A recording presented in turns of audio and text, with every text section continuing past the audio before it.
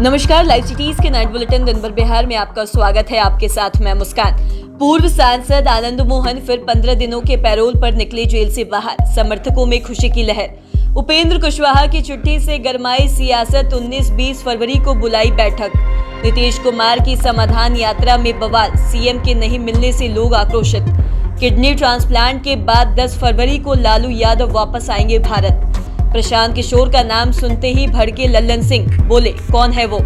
RJD सांसद मनोज झा बोले JPC करा ले, दूध का दूध पानी का पानी हो जाएगा। मंत्री आलोक मेहता का बयान, सरकार खुलकर सिर्फ 2 उद्योगपतियों का दे रही है साथ। आम बजट में बिहार की नहीं हुई अनदेखी, बीजेपी बोली। पटना में अवैध वसूली करने वाले गिरोह का पर्दाफाश, 7 शातिर गिरफ्तार। सिवान में सड़क हादसे में लड़की की दर्दनाक मौत, आक्रोशित लोगों ने ट्रक को फूंका। अब खबरें विस्तार से। गोपालगंज के तत्कालीन डीएमजी श्री कृष्णैया हत्याकांड मामले में सजायाफ्ता पूर्व सांसद आनंद मोहन 15 दिनों के पैरोल पर जेल से बाहर निकले हैं और इस दौरान समर्थकों को सैकड़ों की तादाद में जेल गेट के बाहर पहुंचकर उनका स्वागत किया। जेल से बाहर निकलते ही पूर्व सांसद आनंद मोहन ने कहा कि 15 दिनों के पैरोल पर बाहर निकले हैं। उन्होंने बताया कि सरकार ने बेटी की शादी के लिए पैरोल दिया है। वहीं रिहाई के सवाल पर उन्होंने इशारों में कह दिया कि बहुत जल्द जेल से बाहर आने वाले हैं। बिहार की राजनीति में एक बार फिर बड़ा उलटफेर देखने को मिल सकता है। सत्तारूढ़ महागठबंधन राजद के खिलाफ जेडीयू के पार्लियामेंट्री बोर्ड के राष्ट्रीय अध्यक्ष उपेंद्र कुशवाहा खुलकर सामने आ गए हैं। उन्होंने जेडीयू के प्रमुख नेताओं, अपनी पुरानी पार्टी रालोसपा के साथियों को मीटिंग करने के लिए बुलाया है। ये मीटिंग पटना में 19 और 20 फरवरी को रखी है। इस संबंध में उपेंद्र ने एक चिट्ठी जारी की है। इसमें उन्होंने जेडीयू के बिखरने को लेकर चिंता जताई है और चिट्ठी में उपेंद्र का दर्द भी छलका है। उन्होंने कहा कि मैं 1.5 महीने से मुख्यमंत्री नीतीश कुमार को इस बारे में बता रहा हूं, लेकिन वो ध्यान नहीं दे रहे हैं और गलत तरीके से व्याख्या कर रहे हैं। और आगे लिखा कि आज बैठक कर चर्चा की जरूरत आ गई है।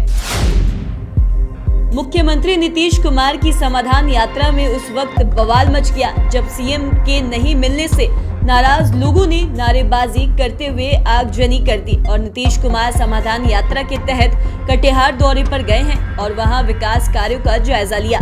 बताया जा रहा है कि जब सीएम कार्यक्रम खत्म करके पटना लौट रहे थे, इस दौरान कोड़ा प्रखंड के दिगड़ी पंचायत में स्थानीय लोगों ने जमकर हंगामा खड़ा कर दिया। नीतीश कुमार के खिलाफ नारेबाजी करने लगे और सड़क पर आगजनी कर खूब बवाल किया और नीतीश कुमार पर आरोप लगाते हुए कहा कि वो जनता की नहीं, सिर्फ नेताओं और अधिकारियों की बात सुनते हैं।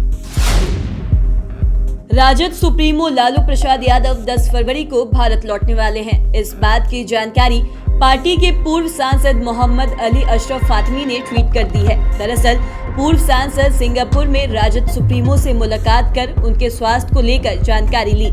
इस दौरान लालू यादव की बेटी मीशा भारती और रोहिणी आचार्य भी मौजूद रही। आपको बता दें कि सिंगापुर में लालू यादव अपनी किडनी ट्रांसप्लांट करवाने आए थे और इसी बीच अब ये जानकारी मिली है कि लालू यादव आगामी 10 फरवरी को भारत की राजधानी दिल्ली आ रहे हैं। बिहार में प्रशांत किशोर मुख्यमंत्री नीतीश कुमार और आरजेडी पर लगातार हमला बोल रहे हैं। जन स्वराज यात्रा के दौरान पीके हर दिन किसी न किसी मुद्दे को लेकर लालू नीतीश को घेरने की कोशिश कर रहे हैं और साथ ही प्रशांत किशोर ने पिछले दिनों दावा किया था कि उन्होंने बीजेपी से 17 सीटें जेडीयू को दिलवाई थी, लेकिन अब जेडीयू ने कह दिया है कि प्रशांत किशोर को वो नहीं जानते हैं। पार्टी के राष्ट्रीय अध्यक्ष लल्लन सिंह ने पीके के इस दावे पर कहा है कि वो किसी प्रशांत किशोर को नहीं जानते हैं और साथ ही प्रशांत किशोर ऐसा कोई व्यक्ति नहीं है जिस पर कुछ कहा जाए। प्रशांत किशोर को जेडीयू नोटिस नहीं लेती है।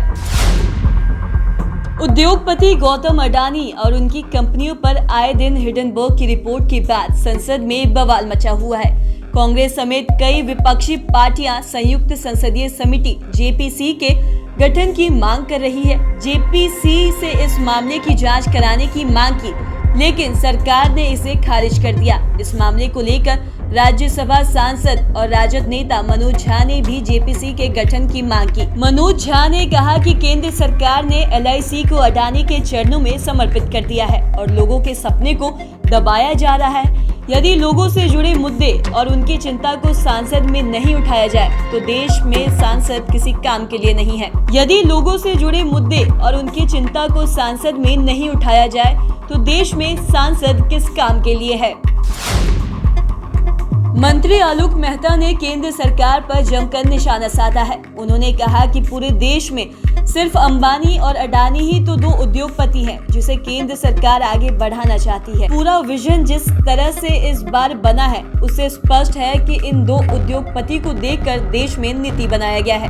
आप खुद देख लीजिए, अडानी के लिए किस तरह से वित्त मंत्री तक परेशान है। उनसे जब सवाल किया गया कि दूध के दाम बढ़ रहे हैं, महंगाई बढ़ रही है, तो उन्होंने कहा कि दूध के दाम बढ़ रहा है तो इसका फायदा किसानों को हो रहा है, तो इससे अच्छी बात है, लेकिन इसका फायदा उद्योगपति सीधे उठाकर ले जाएंगे।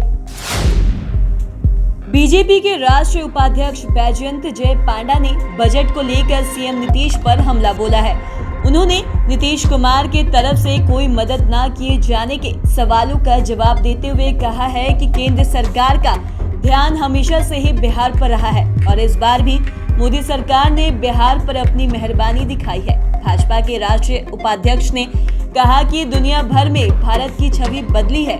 उन्होंने कहा कि बजट 2023 एक ऐतिहासिक बजट है। इस बार मोदी सरकार ने 10 लाख करोड़ का बजट पेश किया है और बिहार में किसानों के लिए करोड़ों रुपए का कृषि ऋण स्वीकृत हुआ है, जिससे 80 लाख किसानों को फायदा पहुंचेगा। पटना के विक्रम में आबकारी एवं उत्पाद विभाग ने सीआईए एजेंट समेत 7 शातिरों को गिरफ्तार किया है। एएसपी अवधेश सरोज दीक्षित ने इस बारे में मीडिया को विस्तार से जानकारी दी। दरअसल इन पर आरोप है कि एक दुकानदार का अपहरण करने के बाद उसके परिजनों से कुल 80,000 रुपए की मांग की। इसी मामले में परिजनों ने पुलिस को शिकायत की और बताया कि शाम में दुकान बंद करने के बाद घर आते समय गाड़ी में जबरदस्ती बैठा लिया और फरार हो गए। उसके बाद कार्रवाई करते हुए पुलिस ने दुकानदार को सुरक्षित वहां से निकाला है। सिवान में सड़क हादसे में एक लड़की की मौत हो गई। महादेवी ओपी थाना क्षेत्र के ओरमा हाईवे पर ट्रक ने एक लड़की को कुचल दिया, जिसमें मौके पर ही मौत हो गई। बताया जाता है कि बच्ची अपने साइकिल से कोचिंग जा रही थी, तभी ये दर्दनाक हादसा हो गया और घटना की सूचना मिलने के बाद लोगों ने हाईवे पर जमकर बवाल काटा। इधर मौके पर पहुंची पुलिस ने शव को उठाने की कोशिश की, लेकिन लोगों ने पुलिस को वहां से खदेड़ दिया। मुफस्सिल थाना अध्यक्ष ने बताया कि ट्रक चालक को हिरासत में ले लिया गया है।